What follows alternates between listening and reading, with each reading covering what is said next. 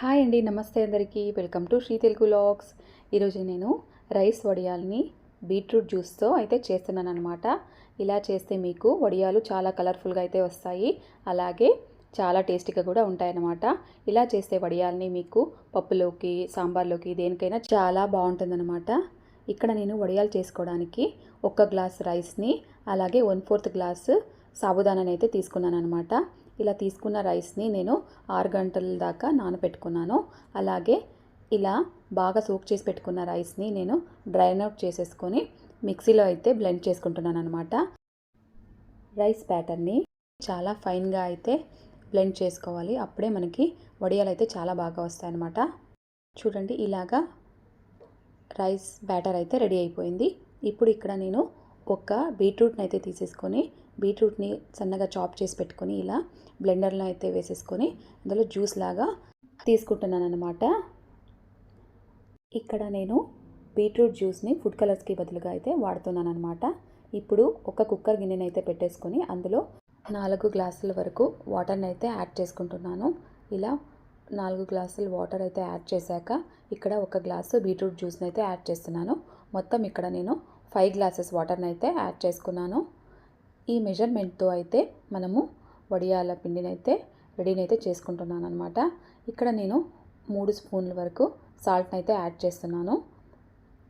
ఇలా యాడ్ చేశాక చూడండి, ఇప్పుడు రోలింగ్ బాయిల్ అయ్యేటప్పుడు ఫైన్గా పేస్ట్ చేసి పెట్టుకున్న రైస్ బ్యాటర్ని అయితే ఇలా యాడ్ చేసుకోవాలన్నమాట. ఇక్కడ మనము లో ఫ్లేమ్లో రైస్ బ్యాటర్ని అయితే యాడ్ చేసుకోవాలి. ఇలా యాడ్ చేసుకున్నాక గ్యాస్ ఫ్లేమ్ని లో టు మీడియంకి సెట్ చేసేసుకొని ఇక్కడ బాగా ఉడికించుకోవాలన్నమాట. ఇలా ఒక 8 నుంచి 10 నిమిషాల వరకు వడియాల పిండి కరెక్ట్గా కన్సిస్టెన్సీ వచ్చేంత వరకు మనము ఇలాగా తిప్పుతూనే ఉండాలన్నమాట. ఇలా చూడండి, ఇప్పుడు వడియాల పిండి అయితే మెల్లగా గట్టిపడుతూ ఉందన్నమాట. ఇలా మనము ఉండలు లేకుండా బాగా తిప్పుతూనే ఉండాలన్నమాట. ఇప్పుడు కరెక్ట్గా కన్సిస్టెన్సీ అయితే వచ్చేసింది. ఇప్పుడు జీరాని అయితే యాడ్ చేస్తున్నాను నేను. ఇక్కడ మీకు కావాలంటే గ్రీన్ చిల్లీ అలాగే జింజర్ పేస్ట్ని కూడా యాడ్ చేయొచ్చు. ఇప్పుడు చూడండి, వడియాల పిండి అయితే ఆల్మోస్ట్ రెడీ అయిపోయింది.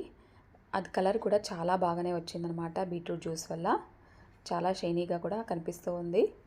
సో ఇలాగా మన వడియాల పిండి అయితే రెడీ అయిపోయింది. ఇప్పుడు కాసేపు చల్లారనిద్దాం, తర్వాత అయితే మనము వడియాలు అయితే పెట్టుకోవచ్చు. ఫుడ్ కలర్స్కి బదులుగా బీట్రూట్ జ్యూస్ని అయితే వాడానమాట. ఇది పిల్లలకి చాలా బాగా నచ్చుతుంది, అలాగే హెల్త్కి కూడా చాలా మంచిది. వడియాల పిండి రెడీ అవ్వడానికి కరెక్ట్గా నాకు 10 నిమిషాలు అయితే పట్టింది. ఇప్పుడు వడియాల పిండి అయితే రెడీ అయిపోయింది కదా, దీన్ని నేను ఒక పైపింగ్ బ్యాగ్లోకి అయితే వేసేసుకొని ఇలాగా వడియాలు అయితే పెట్టుకోవాలనుకుంటున్నాను. 2 విధాలుగా అయితే ఈ వడియాలను అయితే పెట్టుకోవచ్చు. ఒకటి ప్లాస్టిక్ కవర్లోకి వేసేసుకొని ఇలాగా అయితే చేసేసుకొని పెట్టుకోవచ్చు. అలాగే ఇంకొకటి జంతికల గొట్టం కూడా ఇలాగా యూస్ చేసేసి వడియాలను అయితే ఈజీగా పెట్టుకోవచ్చు అనమాట. నాకైతే ప్లాస్టిక్ కవర్ బదులుగా జంతికల మిషన్లోనే బాగా చాలా ఫాస్ట్గా వచ్చేసింది అనమాట. చూడండి, ఇలాగా 1 చుట్టు 2 చుట్టులను అయితే ఇలాగా మనకి ఎలా కావాలో అలాగైతే పెట్టుకోవచ్చు. నాకు ఒక 15 నుంచి 20 నిమిషాలు అయితే పట్టింది. అది కూడా నేను ఫస్ట్ టైం అయితే చేశాను అనమాట. వడియాలు డ్రై అవ్వడానికి నాకు 2 రోజులు అయితే పట్టింది. అంటే ఎక్కువ ఉంటే మామూలుగా 1 రోజే సరిపోతుంది. అలాగే మనము ఫ్యాన్ గాలికి కూడా ఇలాగ డ్రై అయితే చేసుకోవచ్చు అనమాట. చూడండి, ఇక్కడ నేను డ్రై అయిన వడియాలను అయితే ఇక్కడ ఆయిల్ హీట్ చేసేసుకొని ఇందులో వేసుకుంటున్నాను అనమాట. అలాగే వడియాల సైజ్ కూడా డబల్ అయితే అయిపోయాయి. అలాగే కలర్ కూడా లైట్ పింక్ కలర్ అయితే వచ్చేసాయి. చాలా బాగా అయితే వచ్చాయి వడియాలన్నమాట. సో ఇలాగా బిగినర్స్ కూడా ఇంట్లోనే ఈజీగా అయితే చేసేసుకోవచ్చు అనమాట. ఎప్పుడు చేసినా కరెక్ట్గా టిప్స్ అయితే ఫాలో అయితే మనకి కరెక్ట్గా అయితే వచ్చేస్తాయి అన్నమాట. సో మీరు కూడా ఇలాగా తప్పకుండా ఒకసారి ట్రై చేయండి.